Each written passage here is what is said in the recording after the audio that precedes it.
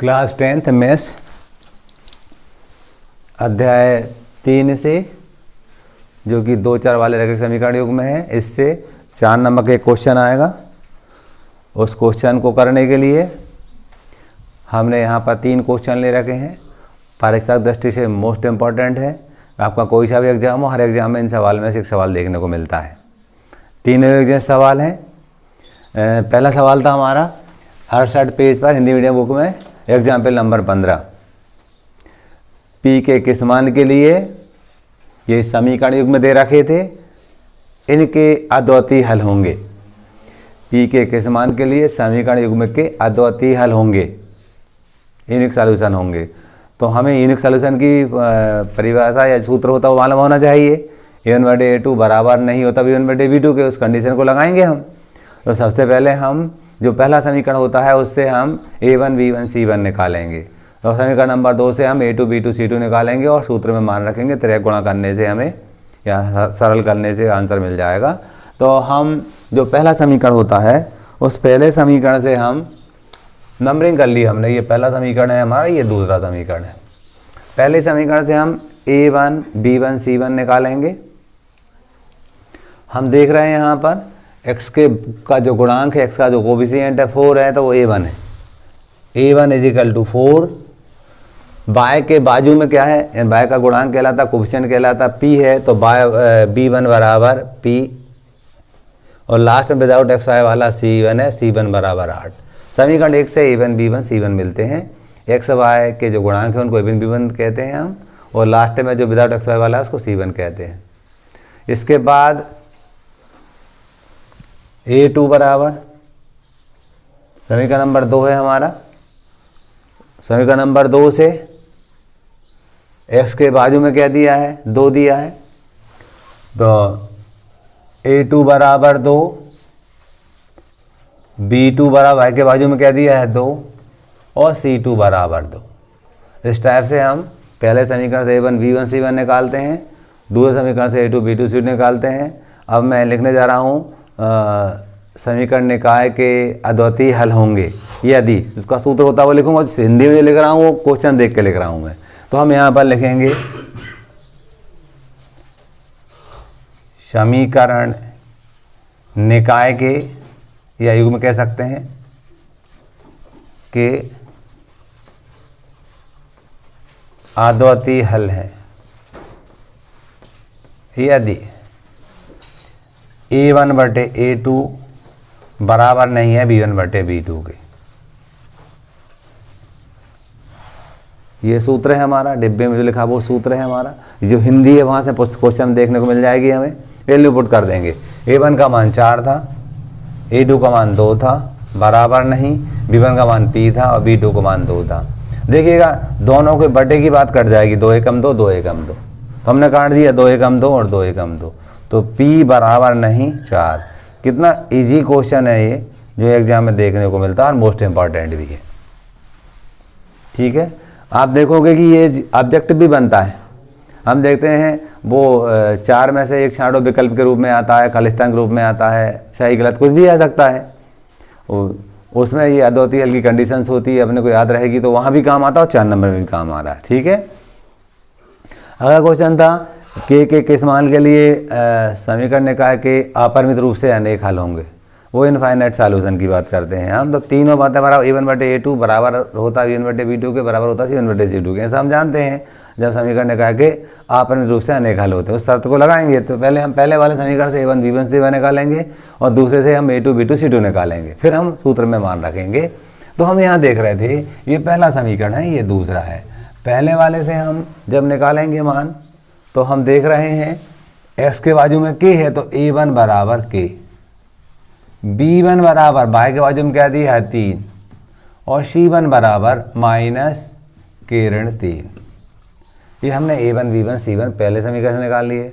दूसरे से a2 b2 c2 निकाल देते। a2 बराबर के x के बाजू वाला 12 दिया, इसका गुणांक जो x का कोफिशिएंट 12 है।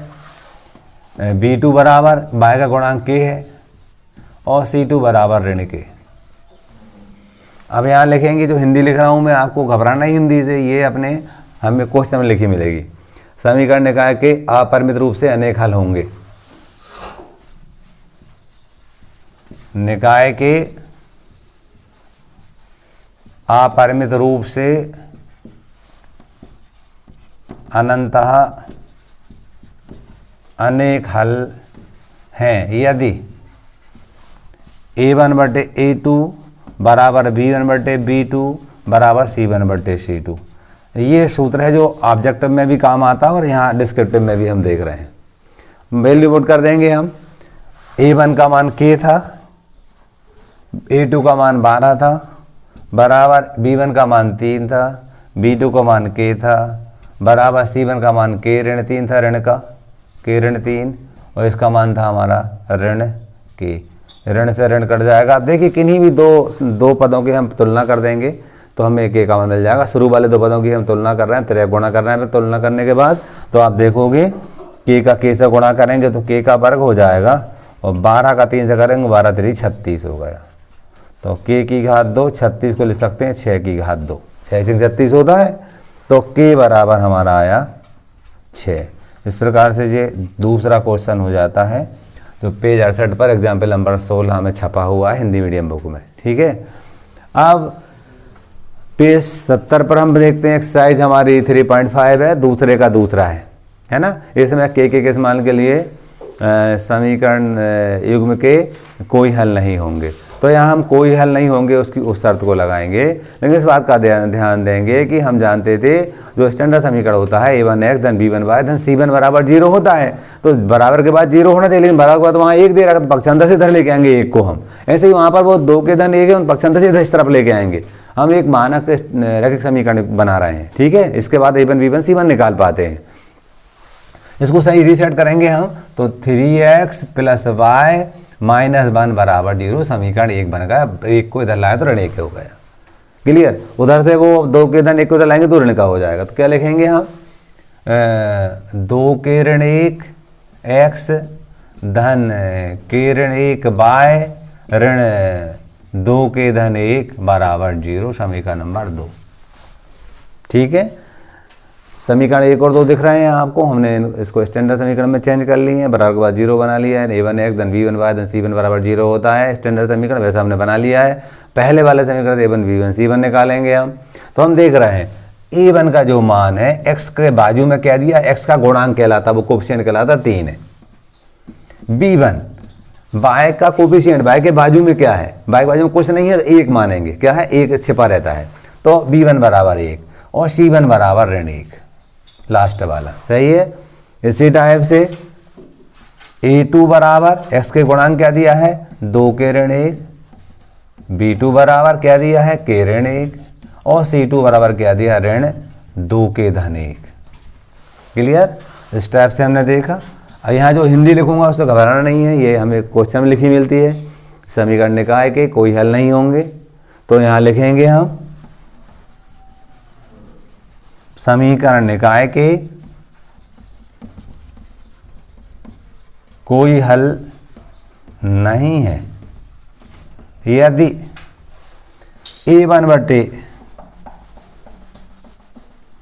a1/a2 बराबर है b1/b2 बराबर नहीं है c1/c2 के। देखिएगा ये जो सूत्र है ये हमें ऑब्जेक्टिव में भी काम आता है और यहाँ भी देख रहे हैं हम, तो अच्छे से याद रखना है आपको। अब a1 का मान था 3 हमारे पास, a2 का मान था 2 के ऋण 1 बराबर b1 का मान था 1, b2 का मान था हमारे पास के ऋण 1 बराबर नहीं, ये क्या था c1 का मान था ऋण 1 और c2 का मान था ऋण 2 के धन 1। अब क्या करेंगे हम त्रिया गुणा करेंगे, त्रिशा गुणा करते थे, शुरू वाले दो पद का गुणा करने से का मान मिल जा रहा है हमें। तो गुणा करेंगे 3 का इससे, तो क्या मिलेगा हमें 3 के ऋण 3 मिल जाएगा, और 1 कैसे करेंगे तो ये 2 के ऋण 1 था। पक्षांतर करेंगे 3 के यहीं रहेगा, इसको इधर लाएंगे तो ऋण 2 के ऋण 1 अपने स्थान में, इसको इधर लेगा धन 3 के। 3 के में 2 का के गए तो 1 के बचा, के बराबर 3 में से 1 गया 2। इस टाइप से हमारा ये आंसर होगा। तो इस टाइप से हमने ये 3 क्वेश्चन लिखे, तीनों ही इंपॉर्टेंट है, परीक्षा में कोई ना कोई आपको देखने को मिलता है। ठीक है,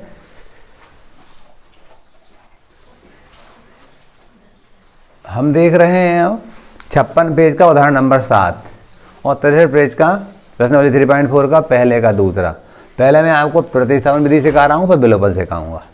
अच्छी परीक्षा दृष्टि से दोनों ही इंपॉर्टेंट क्वेश्चन हैं।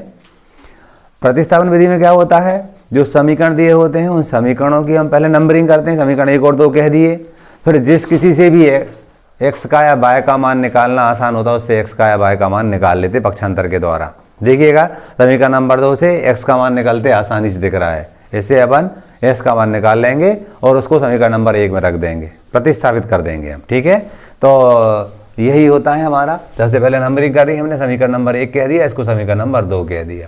हमने देखा दोनों समीकरणों में से समीकरण नंबर 2 से एक्स का मान निकालना आसान है, उससे हम एक्स का मान पक्षांतर से निकाल लेंगे, किसी से भी निकाल सकते हैं हम। तो यहाँ निकालना है तो क्या मिलेगा, एक्स बराबर 3 ऋण 2 वाई, पक्षांतर करेंगे धन 2 वाई तो ऋण 2 वाई हो जाएगा, फिर समीकरण नंबर 3 हो गया। सही है। अब क्या करते हैं हम, समीकरण 1 में यहाँ लिखेंगे, समीकरण 1 में समीकरण 3 से x का मान प्रतिस्थापित करने पर रखने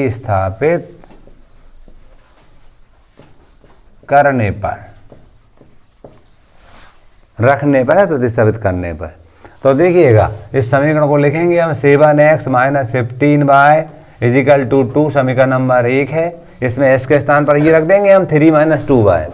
तो यहाँ पर देखिए 7 तो यहीं पर है, 7 नहीं है, s का मान क्या था हमारे पास 3 माइनस 2y, ऋण 15y बराबर 2।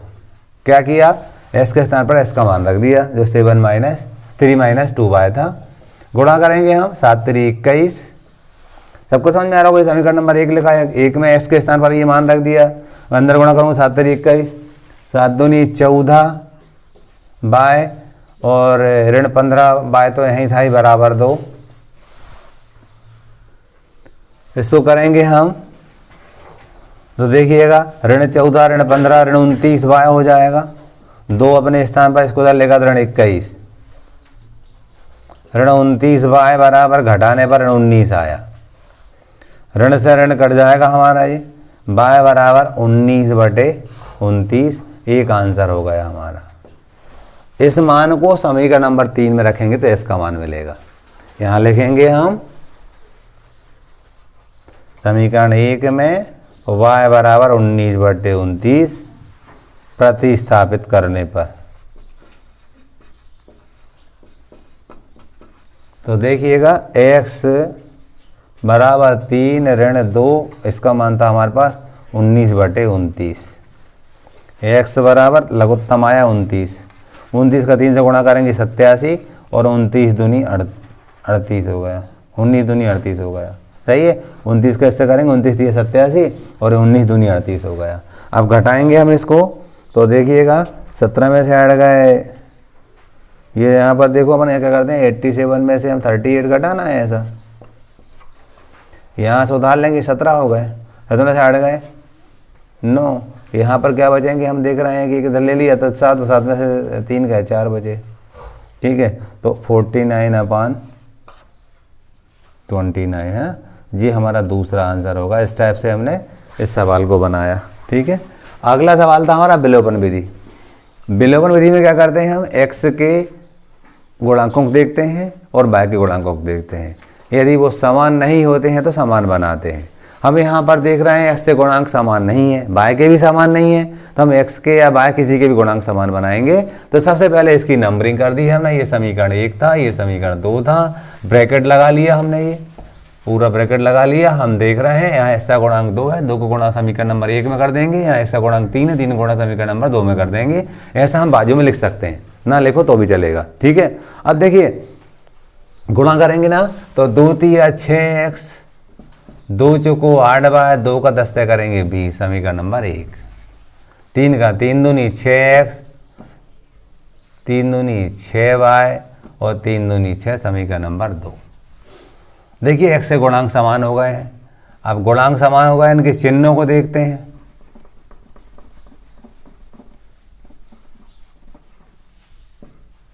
चिन्ह भी समान है, x के कोफिशिएंट एक जैसे हैं, ये 6 करके हैं, इनके जो साइन दिए हैं वो भी चिन्ह एक जैसे हैं, तो घटाते। ठीक है, तो यहाँ घटाने पर लिखेंगे घटाएंगे तो नीचे वाले समीकरण के चिन्ह चेंज हो जाते हैं, ये ऋण हो जाएगा, ये धन हो जाएगा, ये ऋण, इस चिन्ह को देखेंगे अब नीचे वाले को, ठीक है। ये तो कट जाएंगे, धन यहाँ पर 6y और धन 8y तो 14y हो जाएंगे ये, और 20 में 6 गए 14 बचेंगे। y बराबर 14/14, तो y बराबर 1 आ गया। विलोपन विधि में विलुप्त कर दिया ना x को हमने, वहाँ प्रतिस्थापित किया था, यहाँ पर लिखेंगे अब समीकरण 1 में y बराबर 1 रखने पर,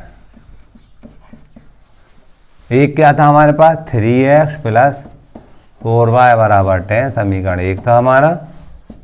3x यही रहेगा, 4 × y का मान 1 था बराबर 10, 3x 4 × 4 बराबर 10, 3x हम देख रहे हैं 10 यहीं पर है, धन 4 था, रहेगा ऋण 4 हो जाएंगे पक्षांतर से।